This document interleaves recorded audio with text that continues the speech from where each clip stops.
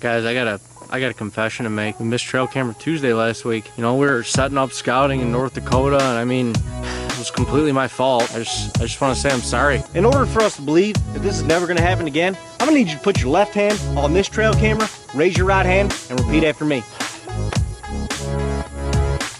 I, David, solemnly swear to never miss Trail Camera Tuesday again for another Tuesday as long as I shall live. To never miss Trail Camera Tuesday again for another Tuesday as long as I shall live. All right, folks, let's get back to business. Now, let me ask you all a question. Have you ever been in a situation where you want to set a trail camera up in a certain spot, but there's not a tree to put the trail camera on, so you can't set that trail camera up in that spot, but you know the deer are there, and they're walking right by that spot, but you can't set a trail camera up on that spot because there's no tree to set a trail camera up in that spot? Have you? Well, we are here today to solve that problem for each and every one of you. You can thank me later. All right, folks, here's where we got to bend the rules a little bit. You know, we got these trail cameras, and the most logical spot to put them up in the woods is obviously wrapping them around a tree. That's how they were designed. But there are always those scenarios where you want to put a trail camera in a spot, and you may not have a tree that's suitable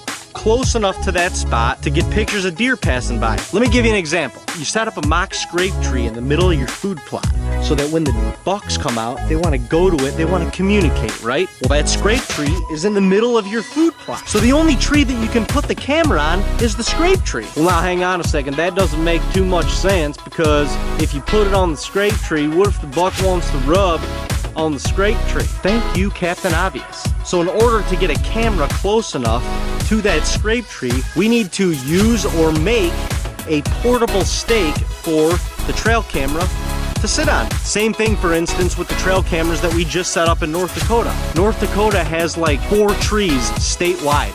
We set up 8 trail cameras in the state of North Dakota. So you do the math. There are areas where the deer are, where unfortunately there just aren't any trees. Now these posts, we've made them ourselves out of a little piece of wood. You can also buy a fence post from Home Depot, Lowe's, even Walmart has them sometimes. A 48-inch fence post that you can stick in the ground that your camera will wrap right around. Stick in the ground, wrap it around. That was pretty good, man. Now, as I mentioned, these are great for mock scrapes or scrape trees that are out in the middle of a field or a food plot. You can utilize a trail camera post if you have a deer trail and you don't want to necessarily just catch that deer passing by like this. You want him to come right at it. Right at it. Then he comes up and he kind of gives you a little... Man, I love pictures like that. Look at me, guys. I'm a trail camera on a stick. Oh! Look at me. I'm a trail camera on a stick. I'm just saying, hey, there are no rules to this game. There's no rules. So think outside the box a little bit. Don't necessarily let the trees dictate where you put your trail cameras. You dictate where you want your trail cameras. Put the cameras where the deer are. I promise it'll make a difference. What you doing, riding a bull? Nope. Just setting up his cameras. Oh, wait, no. He's riding a bull. Nope. Setting up his camera. Wait, no. He's riding a bull. Nope. Setting up his camera.